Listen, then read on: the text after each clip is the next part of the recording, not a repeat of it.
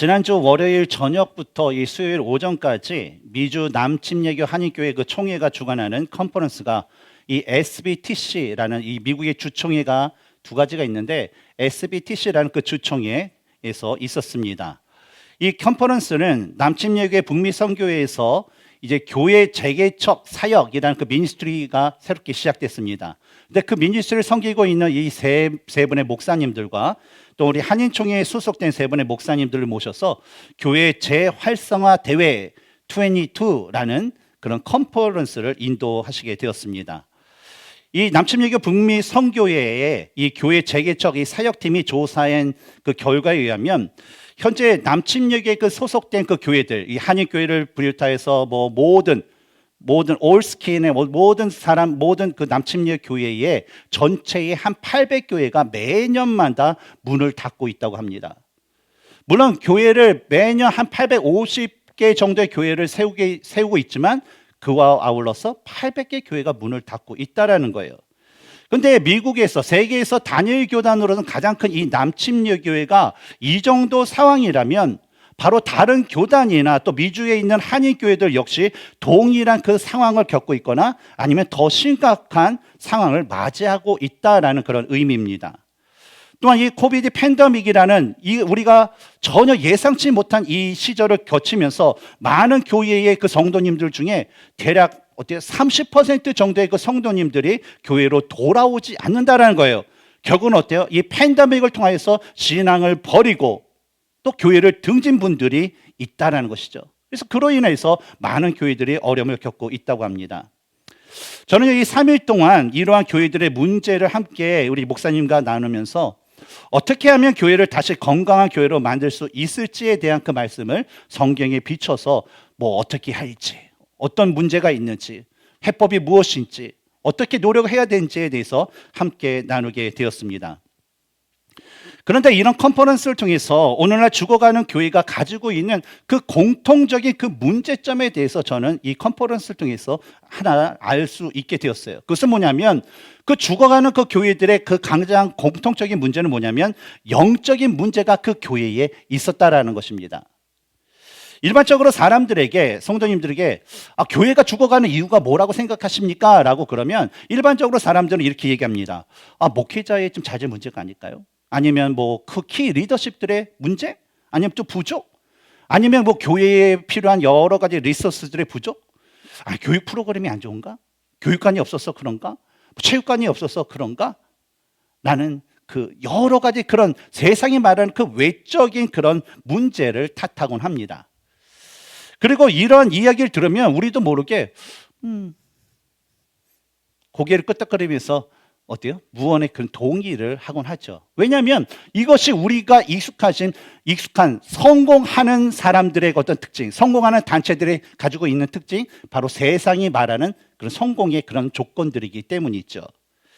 그러나 우리가 분명히 반드시 우리가 기억해야 될 것은 우리가 믿는 하나님은 어떠한 분이신가에 대한 것을 우리가 분명히 알아야 된다는 거예요. 우리가 믿는 하나님은요, 이러한 세상이 말하는 그 조건에 갇히신 하나님이 아니라는 점이에요. 여러분 믿으십니까? 근데 하나님은요, 이 마태복음 3장 9절에 하나님이 능히 이 돌들로도 아브라함의 자손이 되게 하시리라 라는 그 말씀처럼요, 우리가 믿는 하나님은 어때요? 길들에 버려진 진짜 쓸모가 없을 것 같은 그 돌들로 하나님의 자녀들로 삼을 수 있으신 분이에요.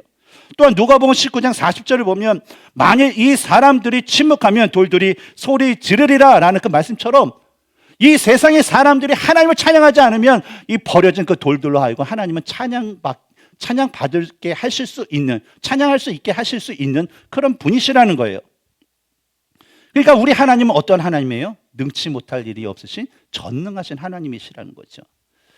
따라서 교회의 외적인 문제를 가지고 교회가 건강하다, 교회가 죽어간다라고 그 말하는 그 사람들은 보면 결국 그런 사람들은 하나님을 진짜 전능하신 하나님, 능치 못하실 일이 없는 그 하나님으로 여기는 그런 자들이 아니라는 거예요. 또한 그 하나님을 인간이 만들어 놓은 그 굴레 안에 계신 무능력한 신으로만 여기는 자들이라는 것입니다. 우리가 믿는 그 하나님은요, 우리가 느낄 때나 느끼지 못할 때나요, 항상 어디서든지 바로 자신의 계획과 뜻을 계속적으로 이루시는 분이십니다. 다만 저와 여러분 같은 인간들이 무지하고 무심하여서 이러한 하나님의 일하심에, 하나님의 그 역사 가운데 함께하지 못하고 그것을 알지 못할 뿐이라는 거예요.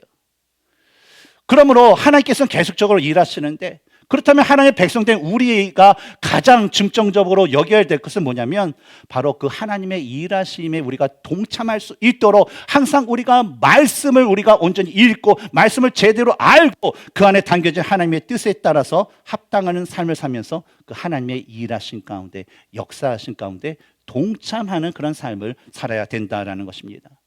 이것을 쉽게 얘기하면 하나님의 은혜로 구원받은 우리 그리스도인이라면 인간의 마음에 좋은 것을 선택하여 살아가는 것이 아니라 바로 하나님의 말씀과 하나님의 뜻에 옳은 것을 선별하고 선택하고 살아가야 한다라는 것입니다. 오늘 우리가 나눈 이 본문에서도요, 바로 이 세상의 그 조건과 환경에 좋은 것이 아닌 바로 하나님께 좋은 것을 선택하고 살아가는 침례 요한의 모습을 우리는 볼 수가 있습니다. 오늘 이 시간에는 우리 침례 요한이 말하고 행하는 그 모습들을 우리가 살펴보면서 어떻게 하는 것이 하나님께 옳은 것을 선택하며 살아가는 것인지에 대해서 우리가 함께 배우고 또 함께 생각해보고 또 그것을 깨달은 것을 함께 실천해 나갈 수 있는 귀한 시간이 되기를 주님의 이름으로 축원합니다. 첫 번째로 우리는 하나님께 옳은 것을 선택하여 행하는 삶을 살아야 될 줄 믿습니다. 이스라엘 백성들은요, 이 말라기 선지자 이후에 약 400년 동안 하나님께서 보내주신 이 선지자가 없었습니다. 그리고 이 400년 동안 어떻게 다윗의 그 왕국과 솔로몬의 그 통치를 생각하면서 새로운 유다의 왕족도 만들고 하였지만 매번 어때요? 실패하고 계속적으로 이방의 그 열국의 강호들에게 의해서 침략당하고 통치를 당하면서 이 백성들은요, 진짜 구약의 그 말씀대로 하나님께서 우리를 위해서 보내신다라는 그 메시아에 대한 그 갈망이 그들의 마음 가운데 가득 차게 되었어요. 근데 이런 세월을 한 400년, 또 이제 침례 요한이 장성해서 30세가 되었을 때 사역을 시작했던 것을 포함하면 한 430년이 지난 그 어느 날 요한이 임박한 하나님의 나라, 회개하라 천국에 가까웠느니라 라는 그 말씀, 그러면서 회개의 그 침례를 전하자 모든 유대 사람들은요, 요한의 등장에 흥분하기 시작했어요. 왜냐하면 이 요한이란 자가 갖고 있는 그 출생의 특별한 그런 이야기들, 어떤 이야기가 있죠? 아기를 갖지 못하는 여인이 아기를 가졌고, 아기를 갖자마자 그의 아버지가 제사장인데 말도 못하고 듣지도 못했어. 근데 그의 아들의 이름을 그 천사가 가르쳤는데 요한이라 적였더니 말문이 열리고 메시아에 대한 메시지를 선포하고 하나님을 찬양했더라 라는 그 특별한 찬양, 그것이 어때요? 사람들에게 퍼졌다 갔죠. 많은 사람이 알고 있었어요.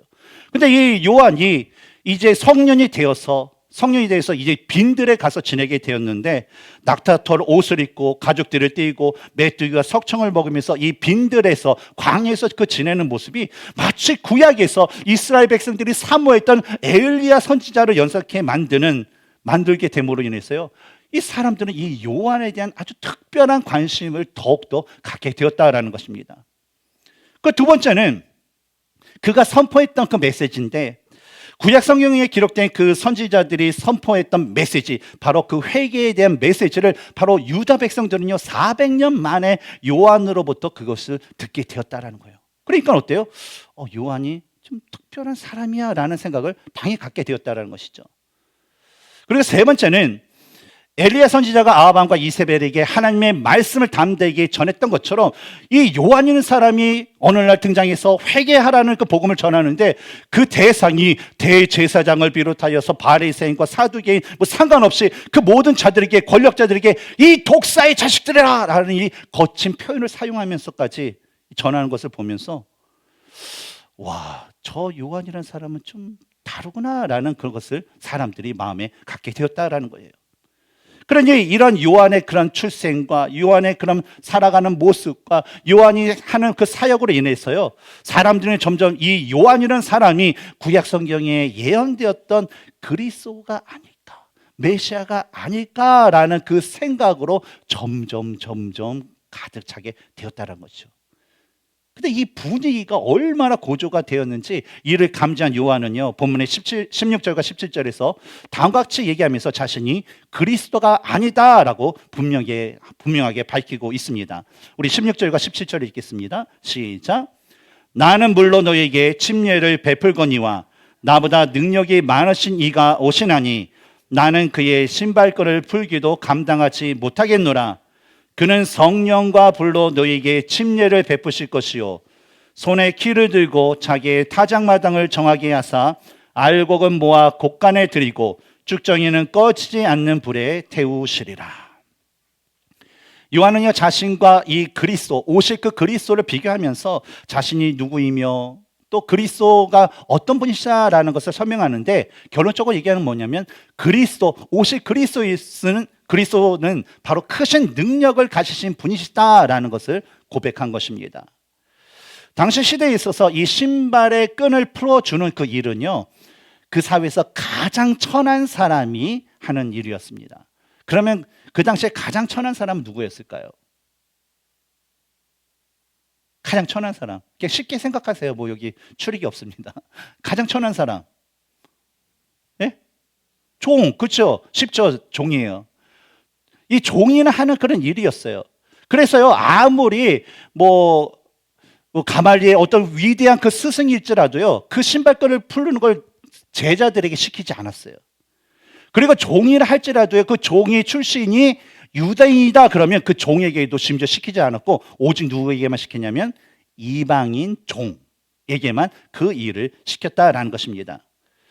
이와 같이 요한은요, 당시의 이 풍습을 인용하면서 자신이 예수님의 그 신발의 끈을 풀기도 감당하지 못하는 아주 낮고 아주 능력이 없고 아주 천한 그런 존재입니다라고 얘기하면서 오실 그 그리스도는 자신과 비교할 수 없는 아주 크시고 높으신 분이시다라는 것을 고백한 것이죠.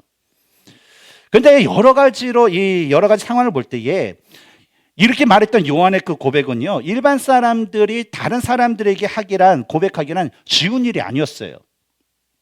한번 나이를 한번 비교해 보면 어떨까요? 침례 요한과 예수님, 그리스도로신 예수님의 나이를 비교하면 누가 더 많나요? 누가 더 올더해요? 침례 요한의 얼마 정도요? 6개월. 제 아내가 저거 똑같은 연도에 태어났는데 아내가 자꾸만 이렇게 말을 짧게 하면 여보, 내가 5개월 오빠야. 당신보다 엄마 젖을 먹어서 더 많이 먹고 밥을 더 많이 먹었어. 그러면서 오빠처럼 공경해 막 그러면서 농담을 하는데, 어때요? 요한이 예수님보다 6개월이나 많았어요. 그러니까 나이가 많은 사람, 개월수가 많은 사람이 존중 받아야 돼요, 말아야 돼요? 존중 받아야 돼요. 그렇다면 가문을 한번 생각해 봅시다. 가문. 이 요한은 어떤 가문의 사람이었었죠? 제사장, 그렇죠? 아버지는 사가랴, 제사장의 그런 가문이었고, 어머니 엘리사벳은 어느 가문이었어요? 제사장 중에서도 아론의 가문이었어요. 대제사장 가문이었어요. 근데 예수님은 어떤 가문이었나요? 목수인데 어떤 가문? 다윗의 자손, 다윗은 어느 지파예요? 유다 지파의 그냥 가난한 그냥 시골의 목수의 아들로 태어났다는 것입니다.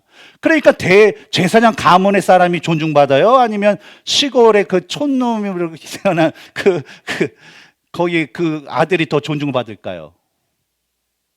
쉽잖아요. 제사장 가문이 존중받죠. 그렇다면 교육 수준을 한번 봅시다. 교육 수준. 요한 같은 경우는 어떤 교육을 받았을까요? 태어나면서부터. 바로 제사장으로서 지켜야 할 그런 말씀, 어떤, 그쵸? 교육과 또 행동과 여러 가지를 배웠을 거예요. 지식도 배웠고. 그러고 나서 요한은 어땠습니까? 성령이 되자마자 빈들에 갔어요. 광야에 갔어요. 그 당시에 광야에 갔다라는 것은 그냥 방황하는 사람이 아니라 하나님의 그 뜻을 기다리기 위해서 그냥 수도처럼 막 그냥 그런 경건의 삶을 살았던 그런 사람들이 광야에 가게 됩니다. 그래서 어때요? 요한은요, 광야에 가서 계속 하나님의 뜻을 받기 위해서 계속적으로 경건한 삶을 살았어요. 근데 예수님은 어떻게 살았을까요? 시골에서 뭐 하겠어요? 그냥 담방구 하든지 말자치기 하든지 말 타든지 그런 거 놀았겠죠. 그냥 시골의 한 촌 아이로서, 시골 총각으로서 자랐다라는 것이죠. 그러니 누가 봐도, 객관적으로 봐도요, 침례의 요한이 예수님보다 훨씬 좋은 배경과 훨씬 능력이 있는, 바로 대우받아야 할 사람이라는 것이죠. 하지만 사람들의 생각과 기대와는 달리요, 이 요한은요, 세상이 말하는 이런 기준이 아니라 바로 하나님의 기준대로 자신을 그리스도께 낮추게 되었어요. 그리고 요한은 마태복음 3장 3절과 마가복음 1장 3절에서 나는 광야에 외치는 소리와 같은 자다, 나는 그 메시아 그리스도의 길을 예비하는 자다라고 고백을 하였고, 요한복음 1장 8절에서는 자신은 빛이 아니고 바로 그 빛을 증언하러 온 자다라고 고백을 하게 됩니다. 바로 이 요한이라는 사람은요, 자신이 누구인지를 아주 정확하게 알고 있었던 사람이라는 거예요. 그래서 이런 이 요한의 모습을 보고 마태복음 11장 11절에서 예수님께서 말씀하시기를 여자가 낳은 자 중에 침례 요한보다 큰 이가 일어남이 없도다라고 칭찬을 하신 것이었습니다. 오늘날 많은 교회들을 보면요, 참으로 한 가지 안타까운 것을 발견할 수가 있습니다. 교회에서 오랜 시간 동안 신앙의 어떤 연륜을 쌓고 또는 어떤 그 중요한 직분을 가진 그 성도님들이나 또 주님의 그 부르심 받고 수십 년간 목회를 했던 목회자 중에는요, 어느 순간서부터요, 하나님의 말씀이 아니라 내가 복음을 주장하는 그런 사람들이 생긴다라는 거예요. 내가 복음은 뭡니까? 예수님께서 곧 길이요 진리요 생명이시라는 그 고백이 뭐예요? 내가 곧 진리요 길이요 진리요 생명이라는 거예요. 내 방법이 다 옳다라는 것이죠. 물론 끊임없이 인내하며 오랜 시간 동안 신앙생활하고 또한 목회를 했다라는 것은 충분히 존경받을 만한 그런 모습입니다. 그러나 하나님의 말씀 외에는 진리가 없고 하나님의 뜻 외에는 변하지 않는 것이 없는데, 자신이 가진 직분과 아울러서 자신이 그동안 쌓은 지식과 경험과 방법이 마치 이 세상의 진리인 양 주장하고, 또한 자신을 그 내세우려는 그 모습은요, 결코 하나님이 원하시는 모습이 아니라 어느 순간에 영적으로 병들게 되었다라는 그런 모습이라는 거예요. 근데 이런 모습의 내면을 한번 살펴보면 어떨까요? 내면에 살펴보면 우리가 변은 익으면 익을수록 고개를 숙이고, 우리 신앙이들은 성숙하면 성숙할수록 어때요? 예수님의 모습처럼 섬기고 낮아져야 되는데, 그렇지 않은 그 모습에 우리가 그 내면을 살펴보면 어떨까요? 그 밑바닥에는요, 그 내안은 바로 사탄이 아주 은밀하게, 그 성도가, 그 목회자가 알지 못하게 은밀하게 뿌려놓는 그 죄의 씨, 교만의 씨, 그런 것들이 뿌려져 있고, 그것이 어느 틈 자라서 싹을 틔우고 이제 성장하고 있다라는 것을 볼 수 있다라는 거예요. 주님이 아니라 내 자신을 나타내고자 하니까 어때요? 만나는 사람과 교회 안에서 서로 감정이 상하게 돼요. 감정이 상하다 보니까 뭐 하나님 섬기고 뭐 성전 섬기는 거, 이것이 싫어요. 쳐다보기 싫어요. 싫다 보니까 어때요? 교회도 점점 나가기 싫고 안 나오게 돼요. 교회 안 나오다 보니까 어때요? 결국 믿음에서 떠나고 하나님을 저버리게 된다는 것이죠. 그러니 정작 서로 사랑하고 격려하고 세워주고 때로는 같이 울기도 하고 같이 축하도 해주면서 그리스도 안에서 연합을 이루어야 그 교회가요, 성도끼리 서로 미워하고 비난하고 비판하는 그런 모습으로 병들게 되어버렸다라는 것입니다. 사랑하는 성도 여러분, 우리는요, 그리스도 안에서 하나가 되어야 됩니다. 교회 머리 대신 예수님의 몸을 이루는 건강한 지체들이 되어야 합니다. 저는 저대로, 여러분대로 그 건강한 몸을 이루기 위해서 우리는 건강한 지체가 되어야 돼요. 근데 몸이 건강하게 성장하는 데는요, 여러분 뭐가 있죠?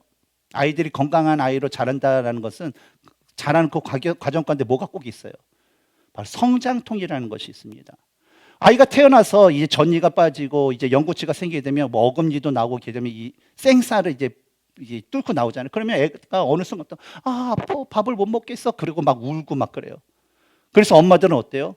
어떻게 하냐면 거기다가 뭐 통증을 완화하는 그것도 연고도 발라주고 또 최대한 소프트하게 음식을 해주지 않습니까? 그리고 애가 또 키가 작아요. 키가 작은데 또 키가 크게 되면 어때요? 팔이 아파. 막 저려가지고 걷지를 못했어. 그러면 어떤 일이 벌어요? 뭐 아빠는 야 임마 참어. 그런데 엄마들은 어쩌면 좀 어디에 주문하지고 막 그런 일을 하죠. 안 그런가요? 저희 집이 그렇다는 얘기예요. 다 제 얘기입니다. 그래서 아이들이 그러면 아프고 하는 그 성장통이 있으면 아이가 건강하게 자란다라는 얘기죠. 저는 현재 우리 교회가요, 하나님의 은혜로 성장하는 과정 중에 있다라고 생각을 합니다. 그러니까 성장하다 보니까요, 우리 교회에 이전에 없었던 팬데믹의 그 초반에 없었던 그런 변화된 모습이 우리들 가운데 생길 수밖에 없어요. 또 이런 변화된 일들로 인해서요, 그 각 성도님들이 어때요? 새로운 것에 의해서 여러 가지 좀 고통과 아픔과 좀 힘들고 뭐 마음이 상하고 그런 일들이 있어요. 또 그것이 한두 번 계속 있다 보니까 이것이 우리 교회 전체가 겪어야 할 어려움과 고통이 될 수 있다는 것입니다. 왜냐하면 우리는요, 각자가 갖고 있는 어떤 생각과 가치관과 습관과 주장과 기타 등등 모든 것이 다 다르기 때문에 그래요. 아니 뭐 수십 년간 뭐 이렇게 부부 살지 않았습니까? 이옥순 집사님 지금 결혼 몇 주년이시죠? 이건 남편한테 물어봐야 되나요? 남편이 항상 챙기니까. 몇 주년이시죠? 대략. 죄송해요. 이지호 집사님, 우리 이옥순 집사님 더 사랑해 주시기 바랍니다. 그러니까 이중영 집사님의 나이를 하면 그래도 뭐 45년 이상 되셨을 거라는 거죠. 근데 부부가 45년, 뭐 50년, 60년 살아도요, 같아질 수 있어요, 없어요? 달라요. 그런데 우리 교회 안에서 우리 성도님들이 다른 특징을 갖고 있다라는 것은요, 그냥 당연한 거예요. 이상한 게 아니에요. 건강한 거예요. 그런데 서로가 다른 한 남자와 한 여자가 만나서 가정을 이루고 평생을 살 수 있게 된 거. 그 이유는 뭘까요? 이옥선 집사님, 우리 이재호 집사니까 이 평생 동안 같이 행복하게 진짜 모범이 될 수 있도록 이렇게 사랑하면서 섬길 수 있는 이유가 뭐였을까요? 물론 뭐 이재호 집사님이 보고 다 잘해서 그러진 않았을 거라 생각해요. 왜냐하면 저도 아내한테 잘 못했기 때문에 그렇죠.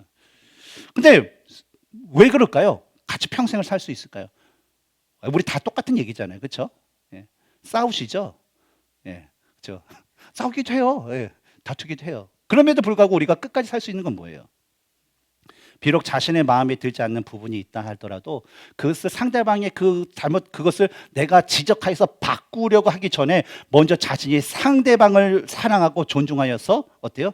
그 상대방을 위해서 희생할 수 있을 때에 비로소 화목하고 건강한 가정을 이룰 수 있다는 것입니다. 교회도 마찬가지예요. 우리는 더 서로 달라요. 하나님께서 이렇게 만들어 주셨어요. 다 다르게. 그러나 우리는요, 주 안에서 다 같은 존재예요. 바로 하나님의 은혜로 구원받은 존재라는 것, 또 죄로 인하여서 죽을 수밖에 없었던 우리들을 위해서 예수님께서 자신의 목숨을 버리신 그 사랑을 가진 자다라는 그런 동일함이 우리에게 있다는 거예요. 그래서 이로 인해서 우리는 하나님과 예수님의 사랑과 은혜에 감사하여서 바로 교회와 성도들을 섬기고 희생하는 모습을 하나님께 드려야 하고 드릴 수밖에 없다라는 거예요. 그러면 우리는요, 항상 하나님의 말씀과 또 기도 가운데 항상 우리 자신들을 내려놓는 그 훈련을 해야 됩니다. 내가 내려놓고 내 생각을 내려놓고 그리고 오직 그 말씀과 기도를 통해서 성령께서 주시는 바로 하나님의 말씀과 하나님의 뜻에 옳은 것을 우리가 분별하고 그것을 선택하고 또 그를 통해서 하나님께 영광 돌릴 수 있는 우리 모두가 되어야 될 줄 믿습니다. 이런 삶을 살아가는 저와 여러분이 되시기를 주님의 이름으로 축원합니다. 두 번째로 우리는 하나님께 옳은 것을 위해 희생하는 삶을 살아야 합니다. 우리 먼저 18절에서부터 20절까지의 말씀을 같이 읽겠습니다. 시작. 또 그 밖에 여러 가지 권하여 백성에게 좋은 소식을 전하였으나 분봉왕 헤롯은 그의 동생의 아내 헤로디아의 일과 또 자기가 행한 모든 악한 일로 말미암아 요한에게 책망을 받고 그 위에 한 가지 악을 더하여 요한을 옥에 가두니라. 하나님의 말씀에 순종하여서 회개의 복음을 전했던 이 침례 요한의 그 메시지는요, 아주 강하고 아주 능력이 있었습니다. 그래서 평소와 같으면 평상시에는 뭐 기울을 기울이지도 않고 관심을 갖지 않았을 이 회개의 그 메시지를 줬고요. 많은 사람들이 자신의 죄를 회개했어요. 그 죄의 그 회개를 우리 표현하고자 뭐냐면 바로 요한에게 와서 침례를 받게 되었다라는 것입니다. 그리고 요한은요, 이런 회개 메시지뿐만 아니라 곧 오실 그리스도에 대한 그 말씀뿐만 아니라 그 밖에도 여러 가지 하나님의 나라와 하나님의 백성으로 살아가야 될 것, 여러 가지 그런 말씀들에 대해서 선포하고 때로는 그들에게 권면도 하고 때로는 그들에게 훈계를 아끼지 않는 사역을 했습니다. 마치 어때요? 스승이 제자를 훈계하듯 부모가 자녀를 타이르듯 그런 식으로 말이 있죠. 심지어 어떤 일까지 했냐면 당시 이 갈릴리 지역과 베레아 지역을 다스렸던 분봉왕 헤롯 안디바가 지은 그 죄에 대해서도 아주 강렬하게 강하게 책망하기까지 하였습니다. 이에 대한 내용을 19절에 보면 그 이야기가 나오는데 바로 분봉왕 헤롯이 그의 동생 아내와 결혼한 일과 또 그가 행한 악한 일에 대해서 요한이 책망했다라는 거 기록이 되어 있습니다. 여기서 헤롯의 동생, 헤롯 안디바의 그 동생은 바로 그의 이복 동생인 빌립 2세를 얘기합니다. 그리고 빌립의 2세 아내였던 헤로디아는 바로 헤롯 안디바와 빌립 2세의 또 다른 이복 형제가 많아요. 근데 이렇게 족보를 따지면 조금 연장자인 것 같아요. 근데 그 이복 형의 딸이었어요. 그러니까 어때요? 헤롯 안디바와 헤로디아는 무슨 관계죠? 삼촌과 조카 관계. 그리고 빌립 2세와 헤로디아는 어떤 관계예요? 삼촌과 조카 관계인 거예요. 그런데 빌립 2세 삼촌이 누구랑 결혼했어요? 이복 형의 딸과 조카와 결혼을 했다는 것이죠. 그래서 헤로디아가 그 빌립 2세와 같이 삼촌하고 해서 여보 당신 하면서 이렇게 살게 되었어요. 근데 어느 날 이 헤롯 안디바라는 그런 사람은요, 이 헤롯 대왕과 똑같다라고 생각하면 돼요. 아주 정치적인 욕망도 크고 또 힘도 있고. 네. 그러다 보니까 어때요? 헤로디아하고 이 헤롯 안디바가 서로의 탐욕의 눈이 맞아서 그냥 자기 배우자와 이혼을 하고 둘이 결혼하게 됩니다. 근데 이 사건은 이런 행위는요, 레위기 18장 16절에 너는 내 형제의 아내의 하체를 범하지 말라. 이는 내 형제의 하체니라 라는 그 말씀처럼 율법의 말씀을 어긴 그런 죄였다라는 거예요. 그런데 침례 요한은요, 비록 헤롯 안디바가 그의 아버지 헤롯 대왕과 같이 아주 난폭하고 잔인하고 그런 성품을 가지고 있어서 자칫하면 자신의 그 생명을 충분히 빼앗을 수 있는 자다라는 것을 알았음에도 불구하고요, 그는요 담대히 자신이 해야 될 일, 바로 하나님의 말씀에 그릇된 일을 하는 그의 잘못에 대해서 자신의 생명을 아끼지 않고 강하게 책망을 했던 것이죠. 어떻게 그런 죄를 질 수 있습니까? 그런 식으로 말이죠. 그러나 요한의 책망에 대한 이 헤롯의 반응은요, 그가 자신이 지은 그 죄에 대한 회개가 아니라 요한을 감옥에 가두고 자신의 잘못을 어떻게든 은폐하려는 그런 반응을 보이게 되었어요.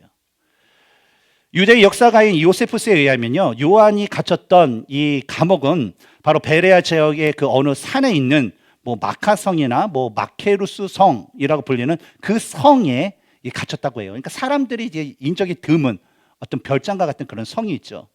그리고 그곳에서 지내다가 요한은 어떻게 됩니까? 헤로데의 간악한 술책에 의해서 어때요? 참수형을 당하는 그런 순교를 당하게 되었죠. 근데 사람들은 이와 같은 순교의 모습을 볼 때마다요, 좀 낙심하는 그런 경향이 있습니다. 분명히 요한처럼 하나님의 그 사람들이 행한 일들은 의로운 일이고 마땅히 그리스도인으로서 행해야 될 일인데, 사람들은 이 세상의 권력자들에서 무참하게 처참하게 죽음을 당하는 그런 하나님의 일꾼들의 그 모습을 보면서 그냥 용기를 잃곤 해요. 그리고 그들의 죽음이 너무나도 무의미하다라고 실망하면서 그냥 흩어지기도 한다라는 것이죠. 그러나 요한이 목숨을 바쳐 전한 회개의 메시지와 침례는요, 바로 하나님과 영적으로 단절됐던 백성들이 다시 한번 하나님과의 관계를 가질 수 있다라는 큰 소망을 그들에게 주었고, 무엇보다도 메시아이신 예수 그리스도의 그 오심을 예비하게 하는 아주 귀한 사역이었다라는 것입니다. 비록 이 침례 요한의 인생은요 짧았어요. 몇 년? 한 30년? 뭐 많아봐 31년? 그리고요 그의 인생은 화려하지도 않았어요. 뭐 좋은 옷, 그거 아니라 무슨 옷을 입었다고? 낙타 털옷. 그렇죠? 가죽띠하고 그냥 메뚜기 석청, 우리같이 뭐 스테이크 뭐 그런 맛있는 거 먹어본 적도 없고 그냥 그런 삶을 살았어요. 하지만요, 짧은 그의 인생이었지만 요한은요, 예수님으로부터 여자가 낳은 자 중 요한보다 큰 이가 없다라는 아주 최고의 칭찬을 받았던 바로 참된 하나님의 일꾼 선지자였다라는 것입니다. 오늘날 우리도요, 하나님께 옳은 일을 선택하고 그것을 지키기 위해서 자신을 희생할 줄 알아야 합니다. 즉 하나님께 옳은 일을 하기 위해서 때로는 자신의 시간도 희생하고 자신의 물질도 희생하고 자신의 열정도 희생하고 또 어때요? 나중에 심지어 최후의 순간에는 자신의 목숨까지도 하나님께 옳은 일을 위해서 희생할 줄 알아야 합니다. 그런데 우리의 삶에서 무엇이 하나님께 옳은 것인지를 알고 잘 선택하고 또 그것을 잘 지키기 위해서는요, 무엇이 하나님께서 원하시는 뜻인지를 우리가 분명하게 알 필요가 있다는 거예요. 분명히 우리가 선택했어요. 이 일이 A라는 일이 하나님 일이라 생각했는데 그것이 진짜 하나님 일인가? 아니면 내 생각인가? 라는 갈등이 있을 수 있잖아요. 그러면 우리는 어떻게 그것을 분간할 수 있을까요? 이에 대해서 지난주 제가 참석했던 이 컨퍼런스의 주 강사하셨던 이 마크 클리프턴이라는 그 목사님께서 자신이 이 하나님을 경험하는 삶이라는 그 책, 우리 너무나도 잘 알죠? 한 번쯤 다 들어보셨을 거예요. 하나님을 경험하는 삶이라는 책의 저자인 이 헬린 블랙커비 그 목사님에게 동일한 질문을 했던 이야기를 저에게 들려주셨습니다. 자신이 택한 옳은 일이 하나님의 뜻인지 아닌지를 어떻게 알 수 있느냐라는 그 질문에 이 헨리 목사님은 오히려 이런 다음의 그 질문들을 통해서 스스로 답을 찾게 하셨어요. 어떤 질문이냐면, 당신은 진짜 그리스도인이십니까? 진짜 그리스도인이십니까? 여러분 대답은 어떤가요? 당신은 진짜 하나님께서 당신의 삶을 주관하신다라는 것을 믿으십니까? 당신은 예수님께서 당신의 삶의 진짜 주인심을 믿으십니까? 근데 우리가 이 질문에 100% Yes, I believe 라는 대답을 할 수 있다면 바로 우리가 말씀과 기도를 통해서 하나님의 뜻이다, 하나님께 옳은 것이다 라고 선택한 것이 하나님의 뜻에 합당할 가능성이 많다라는 것이죠. 100%는 모르니까 그래도 99%. 그러나 우리가 내가 그리스도인인지 아닌지 때로는 헷갈리기도 하고, 진짜 하나님이 나의 통치자이신지 잘 모르겠고, 뭐 예수님이 나의 주인이신데 글쎄 나는 오늘 우리 큐티 말씀처럼 하나님께 최선의 것을 드렸는데 좋은 건 내가 갖고 차선 거 별 내가 필요하지 않는 좀 흠집이 있는 거 하나님께 드리고, 그런 모습은 아니지. 근데 이런 모습 산다면요, 아무리 뭐 좋은 말로 하나님의 뜻, 하나님의 뭐 말씀에서 하나님의 일이다 얘기해도요, 그것은 하나님의 뜻과 하나님의 일이 아니라는 거예요. 우리 주변에 일어나는 그 수많은 일들 중에서는요, 때때로 우리가 알 수 없는 그 일들이 참으로 많습니다. 그러나 그 모든 일들에는요, 하나도 빠짐없이 하나님께서 계획하신 대로 이루시는 일들입니다. 다만 사람들이 하나님의 계획과 뜻을 알지 못하기 때문에 어려운 일을 당하게 되면 불평을 해요, 불만을 해요, 따져요. 그리고 때로는 하나님의 그 존재 자체도 부인하게 되는 것입니다. 여러분, 성경에 기록된 수많은 하나님의 일꾼들을 한번 살펴보시기 바랍니다. 근데 그들 또한요, 그들 주위에서 일어나는 여러 가지 어려운 그 일들이 왜 일어나는지 잘 알지 못했어요. 그러나 그들이 보여줬던 모습은 어려우니까 나는 이제 저기 딴 데로 갈래 하면서 도망치는 모습이 아니라 바로 그 고난 속에서 하나님을 떠나지 않았어요. 오히려 하나님께 더 간절히 기도를 했다라는 것이죠. 자신과 자신의 민족과 나라를 위해서 자신의 옷을 찢고 머리에 죄를 뒤집어 쓰고 금식하면서 하나님 앞에 죄를 회개하고 하나님의 뜻이 무엇인지를 간절히 구하는 삶을 살았다라는 거예요. 그리고 그 가운데 하나님께서 말씀해 주신 것에 대해서 비록 내가 고난을 당할지라도, 어려움을 당할지라도, 그것이 하나님께 옳은 일이라면 참기 힘든 그 모든 고통을 인내하면서 견디기까지 하였다라는 것이죠. 오늘날 우리들도요, 삶에 문제가 생기면요, 교회를 떠나고 기도의 자리를 떠나는 것이 아니라요, 오히려 먼저 하나님께 기도하고 자신과 그에 해당하는 모든 사람들과 나라와 민족에 대한 그 죄에 대해서 회개하는 그 모습을 가져야 될 줄 믿습니다. 오늘날 많은 교회들과 그리스도인들이 영적으로 병들어가는 그 이유가 뭐예요? 모든 일 가운데 하나님의 뜻을 구하기보다는요, 그냥 내 마음대로 원하는 대로, 내가 좋은 대로, 내가 편한 대로 그것을 찾아 선택하며 살기 때문에 병들 수밖에 없는 거예요. 하나님의 뜻을 구하는데 내 마음대로 하다 보니까 뭐예요? 하나님과 전혀 상관없는 영적으로 메말라가는 삶, 사탄이 좋아하는 그 삶을 살아가다 보니까 병들 수밖에 없다라는 것이죠.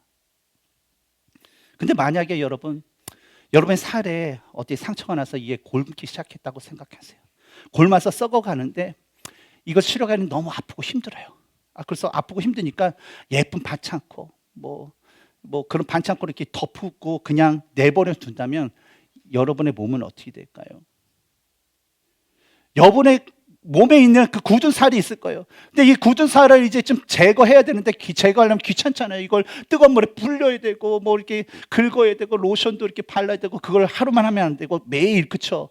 꾸준히 될 때까지 해야 되는데 귀찮으니까 그냥 굳은 살 그냥 내버려 두면 그 몸은 어떨까요? 여러분 아프더라도요, 골마 썩어져가는 그 부위는 날카로운 칼로요 그것을 째고 그 안에 있는 고름을 째고 그걸 치려고 꿰매야 상처가 아물 수 있고요, 그곳에 새 살이 돋을 수 있는 겁니다. 여러분 굳은 살은요 귀찮더라도 그것을 떼야지 계속적 굳은 살로 인하여서 여러분 통증이 생기는 것과 또 굳은 살로 인해서 혈액순환이 막히는 그것을 방지하여서 건강한 몸을 유지할 수 있는 것입니다. 올해 들으면서 제가 강조했던 어떤 신앙의 삶이 한 가지 있습니다. 계속해서 성경 통독, 기도 그리 했지만 올해 들어와서 새롭게 강조하는 것이 있어요. 뭔지 여러분 기억나세요? 큐티예요. 큐티는요, 예수님께서 날마다 한적한 곳에서 하나님께 기도하면서요, 하나님의 뜻을 구하고 또 그 뜻대로 지켜 행하셨던 것을 본받아서 우리가 행하는 경건의 그런 삶입니다. 우리가 하나님의 자녀이고 예수님의 그 제자라면 바로 예수님이 날마다 하나님의 뜻을 구하는 시간을 가졌던 것처럼 우리는 어때요? 그런 시간을 가져야 된다는 거예요. 하나님이신 예수님께서 이러한 삶을 사셨는데 하물며 그리스도인인 우리가 하나님과의 그 교제하는 시간을 갖지 않는다면 도대체 그것은 무엇을 의미할까요? 그런데요, 많은 분들 중에서 이 큐티, 경건의 삶이라는 것이 우리 신앙인들의 그 삶에 아주 기본적이고 아주 중요하다라는 것을 알고 있습니다. 그렇죠? 그런데 희한한 건 뭐냐면 이 가장 기본적이고 기초적일 수 있고 아주 중요하다라는 이 삶을 가장 힘들어한다라는 거예요. 아니 특별하게 정해진 1시간을 하십시오, 2시간을 하십시오, 막 그것도 아니에요. 그냥 5분이면 5분, 10분 10분 그냥 다른 사람 방해받지 않게 하나님과 나만이 있을 수 있는, 대화할 수 있는, 기도할 수 있는 그 골방에서 그 시간을 말씀을 읽고 그 말씀 가운데 하나님께서 나에게 원하는 삶이 무엇인지, 뜻이 무엇인지를 좀 대화하라는데 그런 삶을 뭐예요? 힘들어한다는 거예요. 한번 생각해 보시기 바랍니다. 우리는요 항상 고백하는 것이 있어요. 우리는 하나님의 자녀입니다. 우리는 하나님의 종입니다. 그리고 내가 그것을 믿습니다 라는 그 고백을 합니다. 그런데 마태복음 7장 21절에 예수님께서는요, 나더러 주여 주여 하는 자마다 다 천국에 들어갈 것이 아니요 다만 하늘에 계신 내 아버지의 뜻대로 행하는 자라야 들어가리라 라고 말씀하셨어요.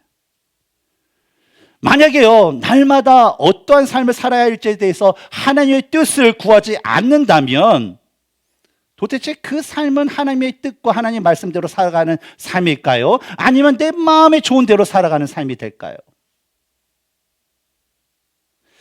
제가 몇 달 전에 우리 각 목장을 통해서 또 이 자리를 통해서 항상 어떤 모임을 가질 때마다 항상 말씀의 삶, 즉 큐티한 거, 성경 통독을 하면서 또 은혜 받은 데일리 우리가 읽지 않습니까? 그걸 가지고 내가 묵상하면서 어떤 은혜를 받았으면 그거에 대해서 좀 삶을 나눈 후에 나머지 프로그램, 나머지 순서를 가지십시오라고 제가 권면해 드린 적이 있습니다. 과연 지금 그것이 얼마나 각 모임에서, 목장에서 또 어떤 팀에서 그것이 잘 이루어지는지는 잘 모르겠어요. 잘 진행되고 있겠죠? 반드시 그런 것을 실행하시기 바랍니다. 날마다 하나님의 말씀을 읽고 기도하면서요, 하나님의 뜻을 또 구하고 그 뜻대로 살아가는 그 사는 삶은요, 바로 우리의 삶이 하나님께 옳은 것을 옳게 선택하며 살아갈 수 있도록 우리의 삶을 이끌어 줄 것입니다. 그런 의미에서 여러분 항상 말씀과 기도의 삶을 여러분 살아가시기 바랍니다. 시간을 내세요. 하루에 5분. 여러분 스포츠 경기나 뭐 드라마나 뭐 짤 봐도 5분 이상이잖아요. 그냥 5분만 투자하세요. 하나님 말씀 보고 두세 절고 하나님 기도하고. 그리고요, 여러분의 개인의 삶과 가정과 직장과 교회와 사람들의 관계에서 하나님께 옳지 못한 일을 겪게 된다면 하나님의 뜻에 합당하게 그분께 정중하게 NO라고 말씀하시기 바랍니다. 예를 들어서 예배를 드려야 돼요. 기도 가야 돼요. 교회 모임이, 공식의 모임이 있어요. 근데 어떤 분이, 오늘은 나하고 저기 세일한데 쇼핑 갈까? 나하고 한번 필드 가서 운동 좀 해볼까? 그런 얘기하면 뭐라고 얘기해요? 그것은 하나님 앞에 옳지 않습니다. NO라고 얘기하셔야 돼요. 또한 교회 안에서 개모임이나 어떤 근점적인 문제나 하나님의 그 사랑과 은혜를 나라의 그 자리와 그 관계 가운데 먼저 세상적인 어떤 비즈니스적인 거나 금전적인 것을 목적으로 그 접근에 온다면요, 그것이 하나님 앞에 온전히 옳지 않기 때문에 여러분 정중하게 NO라고 대답하시기 바랍니다. 그리고 뭐예요? 필요하면 연락드릴게요 라고 정중하게 얘기하세요. 그 외에도요, 여러분 지내는 모든 관계 가운데서 진짜 내가 말씀을 읽고 기도하면서 진짜 이건 하나님께 옳지 않은 그런 모습이라면 그 모든 일들에 대해서 NO라고 대답하시기 바랍니다. 근데 우리 성도님들은 지금까지 너무나도 잘해 오시고 있는 것 같아요. 그리고 앞으로도 우리 교회는요, 더욱더 하나님께 옳은 일들만을 선택하고 그것을 지켜 행하는 데 힘썼으면 좋겠습니다. 이를 위해 우리들의 그 삶이 더욱더 하나님의 그 말씀 중심의 삶이 될 수 있도록 저는 힘쓸 것입니다. 여러분도 같이 힘써주세요. 우리의 삶에 영적이 굳어진 그런 부분이 있다면요, 과감하게 그것이 아프더라도 그것을 도려내고 새로운 영적인 새살이 여러분의 삶 가운데 임할 수 있도록, 생길 수 있도록 저는 여러분과 함께 힘쓸 것입니다.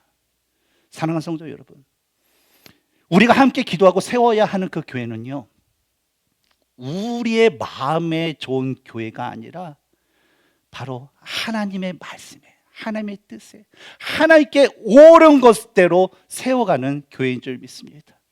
우리가 세워야 하는 그 교회는요, 어떤 특정한 사람이 뭐 담임 목사가 드러나는 그 교회가 아니라 바로 우리 모든 성도님들과 우리 모든 지체들 통해서 하나님만이 나타내는 그런 교회를 세워야 될 줄 믿습니다. 사랑하는 성도 여러분, 이런 교회를 세우기 위해서 저와 함께 말씀과 기도로 무장하여서 더욱더 성령 하나님의 그 인도하심을 구하면서 그런 교회를 세워보시지 않겠습니까? 만약에 이런 교회를 우리가 세운다면요, 이제 세상에서 말뿐이 하나님이 기뻐하시는 교회가 아니라 진짜 하나님께서 정말로 기뻐하시고요, 진짜 하나님께서 기뻐하심으로 더불어서 성도들이 더욱더 행복한 그 교회가 저는 될 줄 믿습니다. 이런 교회가 우리가 소망하고 이 교회를 만들어 간다면요, 하나님께서 우리에게 이런 칭찬도 해주실 수 있을 것 같아요. 내가 내 아들 예수의 그 피로 세운 그 교회들 중에 이 라이프 교회보다 더 큰 교회가 없다. 할렐루야. 이런 소망을 가지시기 바랍니다. 그러면 더욱더 말씀과 기도로 하나님의 영광을 위해서 살아갈 수 있는 저와 여러분이 되시기를 주님의 이름으로 축원합니다. 함께 기도하겠습니다.